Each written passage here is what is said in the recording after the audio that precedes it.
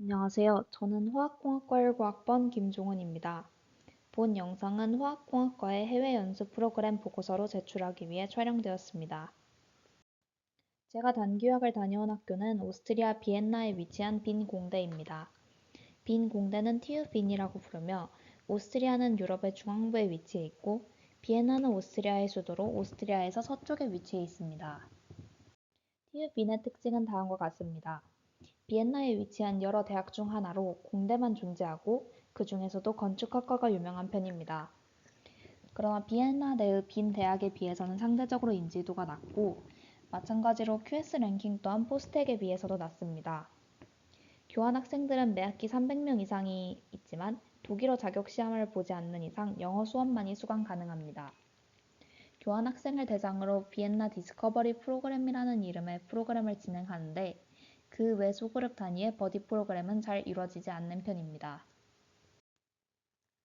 제가 단기유학을 간 이유는 다양한 문화를 체험하고 여러 국가 및 도시를 여행하고 싶었기 때문입니다. 아시아 외의 대륙으로 여행을 가본 경험이 없었고 학교를 다니며 휴학 없이 바쁘게 학교 생활을 꾸려왔기에 상대적으로 건강한 생활을 해보고 싶었습니다. 결과적으로 저는 단기유학 기간 동안 18개국의 49개 도시를 여행했고 문화생활도 놓치지 않고 참여해 다양한 공연을 관람했습니다.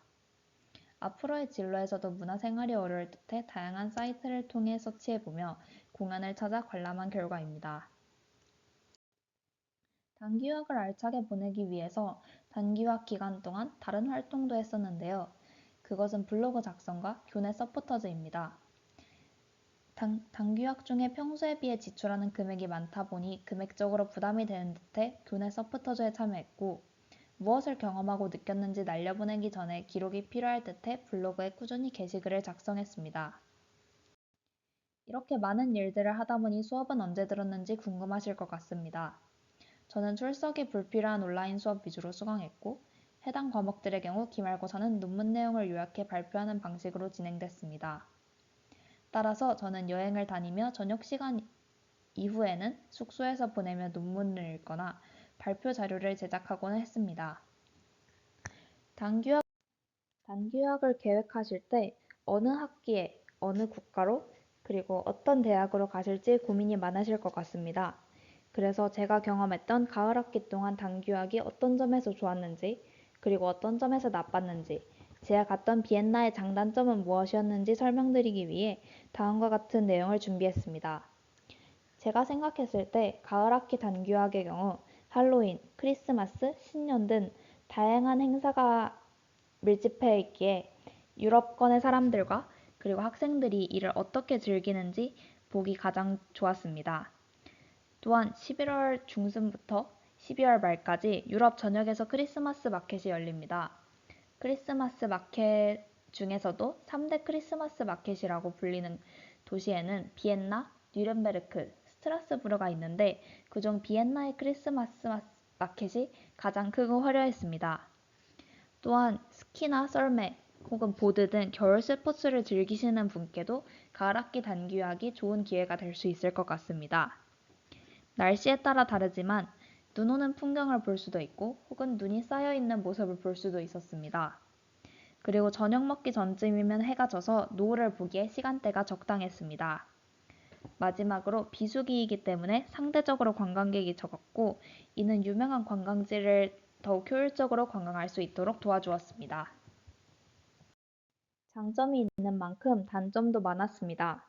옷이 두꺼워서 짐이 많아지게 되었고 겨울 휴가 기간인 크리스마스 전후 그리고 신년 전후로 해서 숙박과 교통비가 급격하게 비싸집니다. 이때 학교의 수업들이 모두 쉬지만 대신에 숙박과 교통비가 급격하게 비싸져서 오히려 여행을 다니기 힘든 면도 있었습니다. 또 겨울이 장마철이다 보니 비가 자주 내려서 여행에 차질을 빚었고 비가 내리지 않을 때면 또 날씨가 추워서 움직이기 어려운 경우도 있었습니다.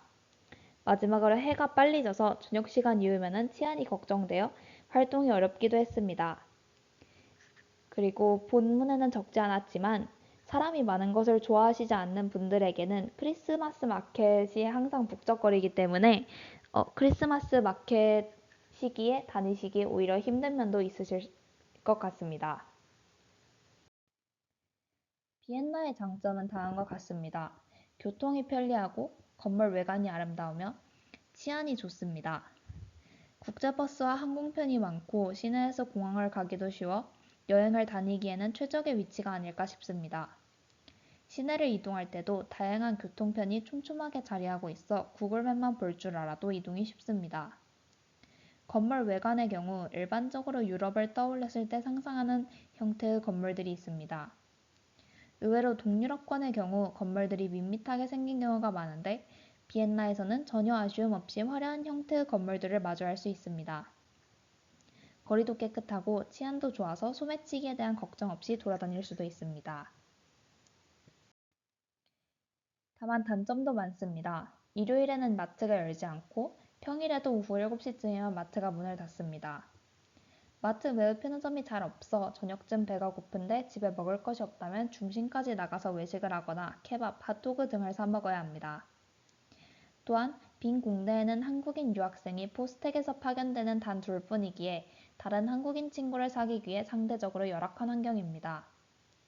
관광지 입장료도 비싸서 박물관에 입장하는데도 기본적으로 15유로가량이 듭니다. 2만원 정도라고 생각하시면 될 것 같습니다. 식료품과 공산품 물가는 서유럽에 가까워서 위치상으로는 동유럽에 속한다고 생각하실 수 있겠지만 프랑스와 독일 정도의 물가를 각오하셔야 합니다. 독일어를 사용해서 그런지 몰라도 식문화는 독일과 비슷합니다. 전체적으로 밋밋한 느낌이 강하고 팀 문화가 있습니다.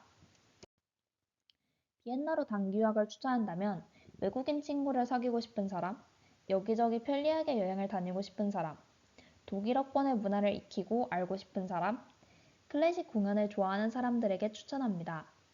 다만 학업을 목적으로 단기 유학을 간다면 빈 공대보다는 더 좋은 대학교를 가시는 것을 추천드리고 싶습니다.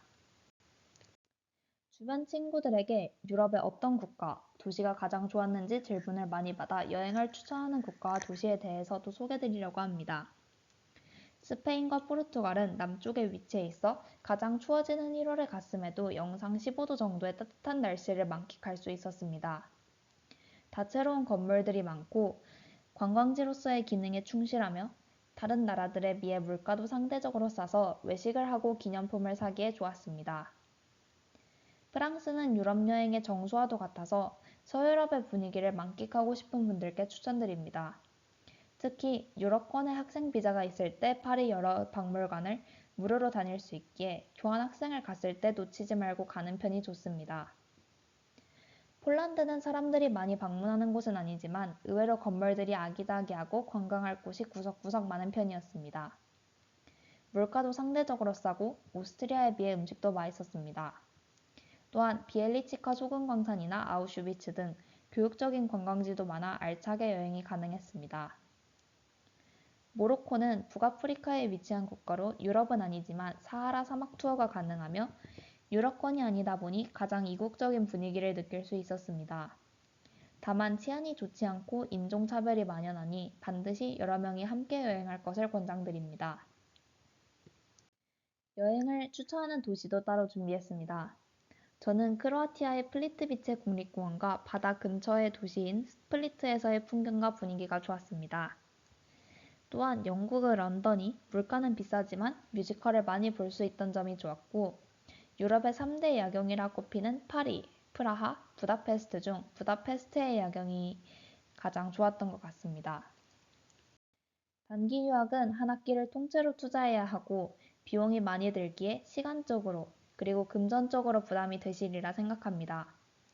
그런 만큼 가기 전에 스스로가 무엇을 목표로 하며 무엇을 원하는지 충분히 생각해 보시길 권하고 단기 유학을 가서는 원 없이 원하던 바를 누릴 수 있으시기를 바랍니다. 감사합니다.